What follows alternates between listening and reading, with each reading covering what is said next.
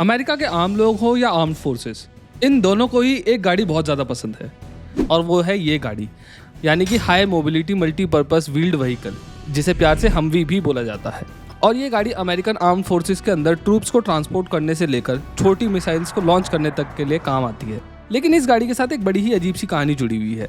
ज़्यादातर ये देखने को मिलता है कि जो capable of road vehicles civilians द्वारा यूज़ किए जाते हैं, उन्हीं में कुछ मॉडिफिकेशंस करके उनको सेना के अंदर ऐड कर दिया जाता है। जैसे कि सफारी स्टॉर्म के साथ हुआ था, जो कि एक कैपेबल ऑफ रोडर थी, लेकिन 2017 में इस देसी एसयूवी को इंडियन आर्म फोर्सेस के अंदर भारी संख्या में ऐड कर लिया गया था विद सम ट्वीक्स। और ये अकेली गाड़ी नहीं है जिसके साथ ऐसा हुआ था। जिप्सी और महिंद्रा बुलेरो भी ऐसी गाड़ियां हैं जिनके अंदर मॉडिफिकेशन करने के बाद आर्म फोर्सेस के अंदर ऐड किया गया है। लेकिन हमवी के साथ कहानी अलग है, क्योंकि ये एक ऐसी गाड़ी थी जो पहले आर्मी के पास थी, लेकिन बाद में इसे अमेरिका की आम जनता के लिए लॉन्च करा गया था और धीरे धीरे काफी ज्यादा पॉपुलर होने लग गई थी। लेकिन जैसे जैसे धीरे धीरे ये अपनी पॉपुलैरिटी गेन करती जा रही थी, ये साथ ही साथ अपनी बदनामी भी गेन कर रही थी। कभी एनवायरमेंटलिस्ट इस गाड़ी को लेकर हमलावर हो जाते थे, कभी ये गाड़ी आम लोगों के क्रिटिसिज्म में आ जाती थी। और सबसे बड़ी बात तो ये कि इवन दो इस गाड़ी को लेकर एक आम इंडियन के दिमाग में ऐसी इमेज बनी हुई है कि ये बहुत ही ज्यादा कैपेबल ऑफ रोडर है और बहुत ज्यादा लग्जरियस कार है, लेकिन सच्चाई तो ये है कि ना तो इसके अंदर ऑफ रोड कैपेबिलिटीज मिलती हैं ज्यादा, और ना ही ये लग्जूरियस है, और ना ही ये बहुत ज़्यादा पावरफुल फील होती है। इवन दो इसके अंदर 6000 सीसी से भी बड़ा इंजन आता था। तो सबसे बड़ा सवाल उठता है कि आखिर ये गाड़ी थी क्या? शायद ये एक ऑल शो नो गो टाइप की गाड़ी थी, और तभी शायद ये इतने सारे रैप वीडियोस में तो दिखती थी, लेकिन ऑफ रोड टेरेन्स में इन गाड़ियों के साथ ये मुकाबले में नहीं दिखती थी। और इसीलिए हम आज इस वीडियो के अंदर एक बहुत बड़े सवाल का जवाब ढूंढने की कोशिश करेंगे कि क्यों 40 साल मिलिट्री में सर्व करने के बाद भी ये कार एक शो ऑफ से ज़्यादा कुछ भी नहीं बन पाई, एंड एट दी एंड इसे कंपनी का बहुत ज़्यादा नुकसान होने के बाद बंद कर दिया गया। लेकिन उससे पहले please consider subscribing this channel, क्योंकि आप में सिर्फ 21% लोग ही ऐसे हैं जो इस चैनल को सब्सक्राइब करते हैं, और जब आप लोग इस चैनल को सब्सक्राइब करते हैं तो मुझे और ज़्यादा ऐसी ही वीडियोस बनाने के लिए इंस्पिरेशन मिलती है। तो कहानी शुरू होती है 1981 में, जब 40 साल की लंबी सर्विस के बाद यूएस आर्मी जीप का रिप्लेसमेंट ढूंढ रही थी, और इसके लिए $1.2 बिलियन का टेंडर निकाला गया, जिसमें high mobility multipurpose wheeled vehicle की रिक्वायरमेंट थी। और इस व्हीकल को ना ही सिर्फ के अगेंस्ट प्रोटेक्शन देनी थी, बल्कि इसे टफ टेरेन्स में ज्यादा पेलोड के साथ सोल्जर्स को भी पहुंचाना था। और फाइनली 1982 में टेस्टिंग शुरू हुई, और 6 लाख माइल्स की रगेड टेस्टिंग और डिफरेंट टेम्परेचर कंडीशंस में टेस्टिंग के बाद 1983 में एएम जनरल्स को ये कॉन्ट्रैक्ट मिला, और इस गाड़ी की प्रोडक्शन 1984 में शुरू हुई और 1985 में पहली गाड़ी डिलीवर हुई। और इसके बाद अगले 5 सालों में 55,000 हमवीज, और 1990 से गल्फ वॉर तक 72,000 ऐसी गाड़ियां यूएस आर्मी, नेवी और मरीन कॉर्प्स को दी गई। लेकिन इस गाड़ी की कहानी में मोड़ तब आया जब 1988 में आर्नोल्ड श्वार्ज़नेगर की नज़र इस गाड़ी के ऊपर पड़ी, यानी कि हमवी पर। दरअसल वो पोर्टलैंड में अपनी कॉमेडी मूवी किंडरगार्टन कॉप की शूटिंग कर रहे थे, और उन्होंने वहां पर इस गाड़ी को देखा, और उन्होंने एएम जनरल को अप्रोच करा और बोला कि इस गाड़ी का एक सिविलियन वर्जन भी बनाना चाहिए। और 1992 में इस गाड़ी के सिविलियन वर्जन की एंट्री हुई, यानी कि हमर की। अब इस हमवी की के अंदर सक्सेस को देखकर और ऑफ रोड कैपेबिलिटीज को देखकर लोग तो इम्प्रेस थे, मगर इतने नहीं कि इसको खरीद लेते, क्योंकि ओरिजिनल हमवी और हमर के अंदर कोई ज़्यादा डिफरेंसेस नहीं थे। इसके अंदर कुछ सेफ्टी फीचर्स ऐड करे गए थे और एयर कंडीशनिंग लगाई गई थी, लेकिन ये गाड़ी सिटी में ड्राइविंग करने के लिए बिल्कुल भी सूटेबल नहीं थी। और इसीलिए 1992 से लेकर 1989 तक एएम जनरल ने सिर्फ 7,500 यूनिट्स ही बेची थी हमर की आम जनता के बीच में।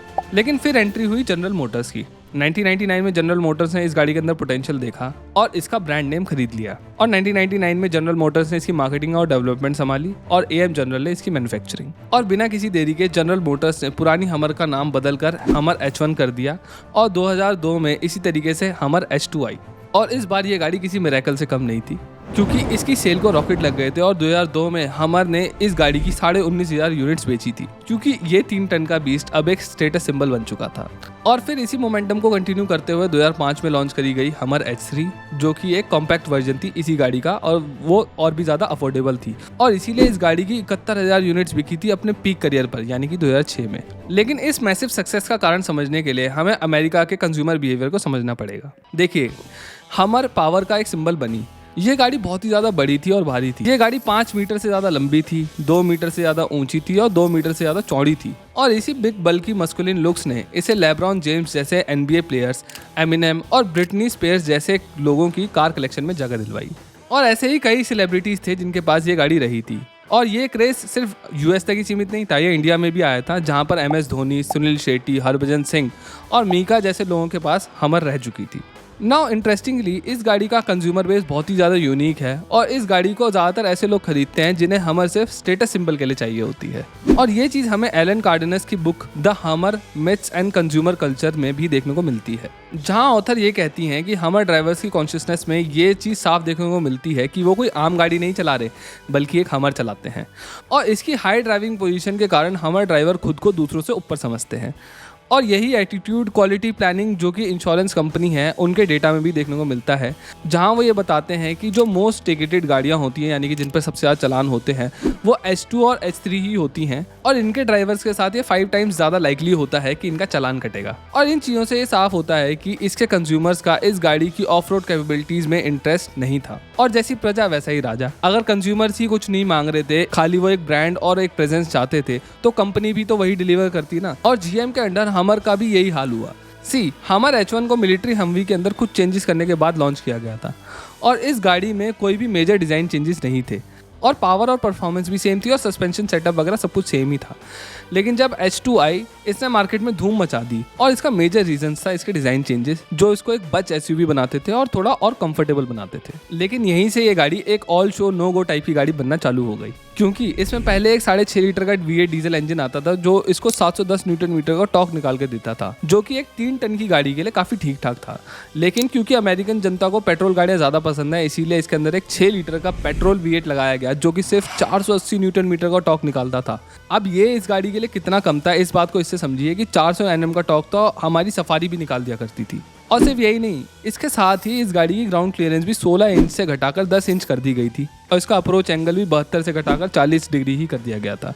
अब एक नज़र में देखें तो ये उतना ख़राब भी नहीं दिखता है। US के अंदर एक सुकोया नाम की गाड़ी आती है जो कि टोयोटा का प्रोडक्ट है। उस गाड़ी का भी 10 इंच का ग्राउंड क्लियरेंस है और सिर्फ 27 डिग्री का ही अप्रोच एंगल है। और रूबिकॉन का अप्रोच एंगल भी सेम है H2 की तरह, यानी कि 42 डिग्री का। लेकिन H2 के साथ दिक्कत ये होती है कि इस गाड़ी का व्हील बेस बहुत लंबा है, क्योंकि ये गाड़ी बहुत ज़्यादा लंबी है और रिड्यूस ग्राउंड क्लियरेंस की वजह से इसका ब्रेक ओवर एंगल बहुत ही ज़्यादा कम हो जाता है, जिसकी वजह से इसके थोड़े खतरनाक टेरेन्स पर अटकने के चांसेस बढ़ जाते हैं। और लॉन्गर व्हील बेस के साथ इसका ट्रैक भी छोटा था, जिसके वजह से मनूवरेबिलिटी में इसको काफ़ी ज़्यादा दिक्कत आती थी। और ये मनूवरेबिलिटी वाला फैक्टर इतना ज़्यादा परेशान करने वाला था कि इवन US आर्मी ने भी अपनी हमवी की रिप्लेसमेंट डाल दी है और इसे रिप्लेस किया जा रहा है जॉइंट लाइट टैक्टिकल व्हीकल से, जो कि हमवी जैसी पावर के साथ हमवी से लाइट व्हीकल होगा और एजाइल होगा। और जैसा मैंने पहले बताया कि इसका इंजन इसके वजन की वजह से अंडर पावर्ड फील होता था, इसीलिए इस गाड़ी को एक्सट्रीम ऑफ रोड कंडीशंस में से निकलने में बहुत ज़्यादा तकलीफ होती थी, अनलाइक लैंड क्रूजर और लैंड रोवर। और इसीलिए मैंने ये स्टार्टिंग में बोला था कि हमारे एक ऑल शो और नो गो टाइप की गाड़ी बन गई थी बाद में, क्योंकि जो ऑफ रोड कैपेबिलिटीज़ थी वो चली गई थी H1 के बाद और सिटी ड्राइविंग के लिए कभी भी बनी ही नहीं थी। क्योंकि बस ये देखो, ये है H1 का इंटीरियर। इतनी ज़्यादा जगह होने के बाद भी इस गाड़ी के अंदर 4 ही लोग बैठ सकते हैं, क्योंकि इस गाड़ी को मशीन्स और लोगों को एक साथ कैरी करने के लिए बनाया गया था, सुबह कॉफ़ी पीकर ऑफिस जाने के लिए नहीं। इसके अलावा हमर का कोई भी इटरेशन ना तो लैंड क्रूजर जैसा कंफर्टेबल, कैपेबल या रिलायबल था, ना ही पोर्शा और मर्सिडीज जैसे लग्जूरियस था, और ऑफ रोड तो ऑफ द टेबल ही था जैसे मैंने पहले बताया। और फिर H3 के साथ तो GM और आगे चले गए, क्योंकि ये गाड़ी तो हमवी पर भी बेस्ड नहीं थी। H3 को GMT 355 प्लेटफॉर्म पे बनाया गया था, जो कि शेवरले कोलोराडो और GMC कैनियन पिकअप ट्रक पर बेस्ड थी। अब हमर में चाहे कितनी भी बुराइयां हों, लेकिन हमर इस वजह से फेल नहीं हुई थी। 2008 में आए रिसेशन ने अमेरिका की आम आदमी की कमर तोड़ दी थी। इन्फ्लेशन, जॉब लॉसेस और गैस प्राइसेस के अंदर रॉकेट लग चुका था। और फिर मैस्लो के हायरार्की ऑफ नीड ट्रायंगल में साइकोलॉजिकल नीड्स यानी कि रोटी, कपड़ा, मकान सबसे नीचे होते हैं और एस्टीम यानी कि शौक, मौज और इज्जत काफ़ी ऊपर, यानी कि ये प्रायोरिटी नहीं होते हैं। और इस बात से मैं ये कहना चाहता हूँ कि जब रिसेशन होता है तब इंसान अपनी बेसिक नीड्स पर ज़्यादा फोकस करता है। और इसीलिए हमर अमेरिकन हाउस होल्ड में अपनी 4 kmpl वाली माइलेज के साथ एक वाइट एलिफेंट बन चुका था, जिसे खरीदना तो फिर भी आसान था, लेकिन इसे चलाना बहुत ज़्यादा मुश्किल था। लेकिन ये तो मिडिल क्लास की बात थी, अमीर सेलिब्रिटीज़ तो इसको अफोर्ड कर सकते थे ना। लेकिन अब तक क्या हो चुका था कि एनवायरमेंटल एक्टिविस्ट और एनवायरमेंट को लेकर लोगों में अवेयरनेस बहुत ज़्यादा बढ़ चुकी थी और लोग ऐसी गाड़ियों से पीछे हटना चाह रहे थे जो इतनी ज़्यादा पोल्यूशन करती हैं। और हमर तो एक नॉर्मल गाड़ी से 3 गुना ज़्यादा एमिशंस करती थी, इसीलिए इसको गैस गजलर भी बोला जाता था। और इसी तरह धीरे धीरे 2010 में इस गाड़ी की मैन्युफैक्चरिंग को बंद कर दिया गया। लेकिन हमर की कहानी यहीं ख़त्म नहीं हुई, क्योंकि पूरे 10 साल बाद यानी कि 2020 में GMC, जो कि जनरल मोटर्स की सब्सिडरी है, जो कि पिकअप्स और SUV बनाती है, उन्होंने हमर EV लॉन्च करी। और इस गाड़ी को लेकर भी काफ़ी ज़्यादा लोग एक्साइटेड थे और बहुत सारे सेलिब्रिटीज़ ने इस गाड़ी को खरीदा भी, और इस पर काफ़ी जगह वर्क भी किया गया इसको एक बेटर व्हीकल बनाने के लिए, और इसके अंदर रेयर व्हील स्टीयरिंग भी दिया गया जिसकी वजह से इसको मशहूर क्रैब वॉक भी मिली अपनी। लेकिन इवेंचुअली मेरे हिसाब से तो आज भी एक डम कार ही है, क्योंकि इवन दो ये एक ईवी है तब भी ये बहुत ज़्यादा पॉल्यूशन करती है। ये गाड़ी 4,500 किलो की है और इसमें दुनिया का सबसे बड़ा बैटरी पैक लगा है अमंग ऑल कार्स। लेकिन एक ईवी होने के बाद भी एक पेट्रोल गाड़ी से ज़्यादा कार्बन एमिट करती है पर माइल। 1.8 लीटर के इंजन वाली करोला 266 ग्राम पर माइल CO2 एमिट करती है, लेकिन एक हमर ईवी 341 ग्राम करती है, जो कि काफ़ी ज़्यादा है एक डिसेंट साइज इंजन वाले पेट्रोल गाड़ी से भी। आप खुद सोचिए कितना ज़्यादा है।